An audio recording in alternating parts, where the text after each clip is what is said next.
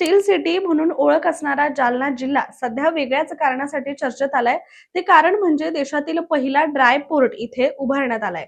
हा प्रकल्प मराठवाडा आणि विदर्भासाठी अतिशय फायदेशीर तर ठरलाच आहे, कारण यामुळे आता थेट परदेशात उत्पादनांची आयात निर्यात मोठ्या प्रमाणावर केली जाणार आहे. चला तर व्हिडिओच्या माध्यमातून हे ड्राय पोर्ट आहे तरी काय, याचा काय काय फायदा राज्याला सुद्धा होणार आहे, त्याची वैशिष्ट्य काय, या आणि अशा अनेक महत्त्वाच्या प्रश्नांची उत्तरं तुम्हाला या व्हिडिओमध्ये नक्की मिळतील. त्यामुळे हा व्हिडिओ शेवटपर्यंत नक्की बघा. नमस्कार, मी रामेश्वरी आणि तुम्ही पाहताय कट टू कट.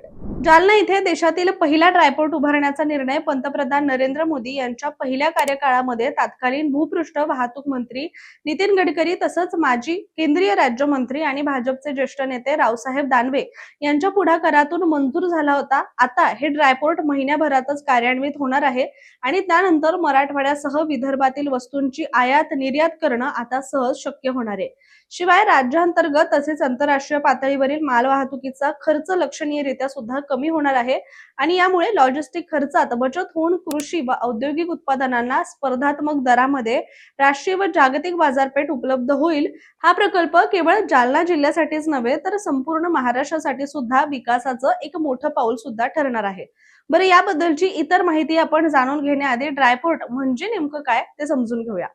आपण सगळ्यांनी समुद्राच्या आसपास असणाऱ्या बंदरांविषयी अर्थात पोर्ट विषय ऐकलंच असेल, पण ड्रायपोर्ट हे समुद्र आणि जहाज नसलेलं कोरडं बंदर आहे. इथे मालांची तपासणी, साठवणूक आणि कंटेनर हाताळणी सुद्धा केली जाते. यामुळे उद्योगांना थेट बंदरावर जाण्याची गरज राहत नाही आणि रेल्वे वाहतुकीच्या स्वतंत्र मार्गाने थेट मुंबईतील बंदराशी सुद्धा जोडून तिथून सागरी मार्गाद्वारे मालाची वाहतूक करता येते. शिवाय आता याबद्दल आणि या प्रकल्पाबद्दल सुद्धा अधिक सविस्तररित्या जाणून घेऊया. तर 2014 मध्ये जालना शहराजवळ सुमारे 400 एकर परिसरामध्ये ड्रायपोर्ट उभारण्याच्या कामाला सुरुवात झाली होती. सुरुवातीला 400 एकर जमीन संपादित करून त्याला सुरक्षा भिंत बांधण्यात आली. कस्टम क्लिअरन्स हा आयात आणि निर्यातीसाठी लागणारा महत्त्वाचा घटक सुद्धा या आधीच मंजूर झालेला आहे. आज घडीला 64 एकरवर आवश्यक त्या सुविधा उपलब्ध असून जालना तालुक्यातील दिनेगाव ते ड्रायपोर्ट पर्यंत स्वतंत्र रेल्वे ट्रॅक सुद्धा आता टाकण्यात आलेले आहेत. तर आयात आणि निर्यातीसाठी माल धक्का देखील इथे तयार आहे.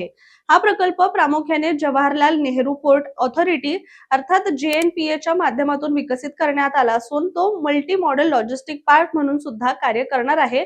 म्हणजे इथे मालाची वाहतूक रस्ते आणि रेल्वे या दोन्ही मार्गांनी करता येणार आहे. उद्योगांकडून ट्रकने आलेला माल इथे कंटेनर मध्ये भरून रेल्वेने बंदरांकडे तो पाठवला जाईल आणि त्यामुळे वाहतुकीचा खर्च कमी होईल आणि वेळ सुद्धा वाचेल.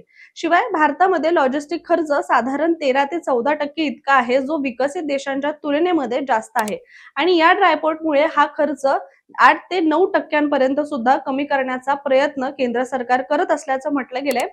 याचबरोबर जालना हे मराठवाडा आणि विदर्भाच्या मध्यवर्ती भागामध्ये स्थित आहे. त्यामुळे या दोन्ही भागातील औद्योगिक तसेच कृषी उत्पादनांना इथे सहज पोहोचवणं हे शक्य होणार आहे आणि यामुळे निर्यातीसाठी मोठ्या प्रमाणावर माल हा एकाच ठिकाणी एकत्रित करण्यास सोय होते आणि म्हणून जालना हे ठिकाण यासाठी निवडलं गेलंय असं देखील उपलब्ध माहितीद्वारे समोर आलंय.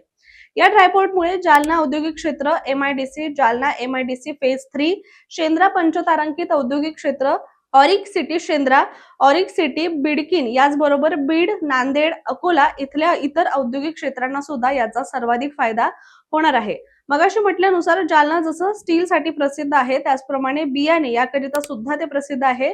शिवाय इथून पुढच्या काही काळामध्ये स्टील, लोखंड, कच्चा माल, स्पंज आयरन, तयार उत्पादनं, टाइल्स व सिमेंट पाईप, खतं, कीटकनाशक आदी उत्पादनांची निर्यात करणं शक्य होणार आहे.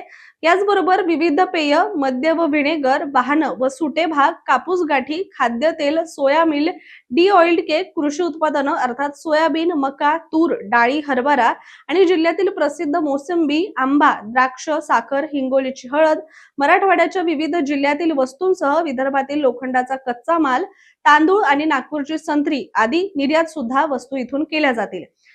याचबरोबर शेतकऱ्यांच्या मालाची इथून निर्यात जर केली तर शेतकऱ्यांसाठी आर्थिकदृष्ट्या सक्षम करण्यासाठी हा प्रकल्प अत्यंत उपयुक्त सुद्धा ठरू शकतोय. पण तुम्हाला माहितीये का, जरी या प्रकल्पाच्या कामाला आता वेग आला असला तरी सुद्धा सन 2014 मध्ये केंद्रात भारतीय जनता पक्ष सरकार आल्यानंतर जालना इथे ड्रायपोर्ट उभारण्याची घोषणा करण्यात आली. सुमारे 550 एकर जमीन संपादित करून ती जवाहरलाल नेहरू पोर्ट ट्रस्ट मुंबई यांच्या ताब्यामध्ये देण्यात आली होती आणि 25 डिसेंबर 2015 रोजी नितीन गडकरी यांच्या हस्ते भूमिपूजन झालं आणि या प्रकल्पामुळे जड मालवाहतूक ट्रकची संख्या कमी होईल, वाहतूक खर्च घटेल आणि प्रदूषणावर नियंत्रण मिळेल असा दावा त्यावेळी करण्यात आला होता. मात्र पुढील काही वर्ष केवळ बैठका आणि चर्चांपुरतच काम हे मर्यादित राहिलं. दरम्यान कंटेनर कॉर्पोरेशन ऑफ इंडिया या कंपनीला ड्रायपोर्ट संचालनाची जबाबदारी देण्यात आली होती, पण प्रकल्पात विशेष प्रगतीही झाली नाही. नंतर केंद्र सरकारनं मल्टी मॉडेल लॉजिस्टिक पार्कची संकल्पना जाहीर केल्यानंतर जालना ड्रायपोर्टचा विस्तार करून तो मल्टी मॉडेल लॉजिस्टिक पार्क म्हणून विकसित करण्याचा निर्णय घेण्यात आला आणि त्यासाठी national highway authority of India आणि national highways logistic management limited यांनी JNPT सोबत करार केला होता. 12 मार्च 2024 रोजी नरेंद्र मोदी यांच्या हस्ते या प्रकल्पाचं ऑनलाईन लोकार्पण सुद्धा करण्यात आलं. मात्र प्रत्यक्षात आजही प्रकल्पस्थळी केवळ एक रेल्वे रूळ दिसतो आणि बाकीचं काम हे ठप्प राहिलंय. त्यामुळे सुमारे 1000 कोटी रुपयांची गुंतवणूक असूनही प्रकल्प इतका काळ रखडलेला होता. पण आता ड्रायपोर्ट संचालनासाठी Vikas coal and minerals private limited या कंपनीची निविदा मंजूर झाली आहे. ड्रायपोर्टसाठी 6 निविदा आल्या होत्या आणि त्यापैकी या कंपनीची निवड झाल्याने जालना शहरातून आता आयात निर्यातीचं लवकरच कामकाज सुद्धा सुरू होऊ शकेल.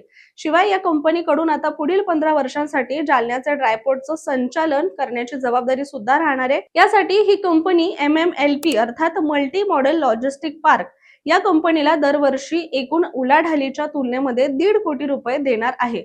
साधारणपणे महिनाभरामध्ये या कंपनीला ड्रायपोर्टचं संचालन करण्यासाठीचं प्रशासकीय मान्यता देऊन त्यांच्याकडून बँक गॅरंटी सुद्धा घेण्यात येणार आहे आणि लवकरच इथून आयात आणि निर्यातीला चालना मिळेल अशी अपेक्षा सुद्धा व्यक्त केली जाते. त्यामुळे आता हे पाहणं महत्त्वाचं ठरणार आहे की म्हटल्यानुसार पुढील महिन्याभरामध्ये इथून कामाला सुरुवात होते का, की पुन्हा यामध्ये काही अडथळा येतो.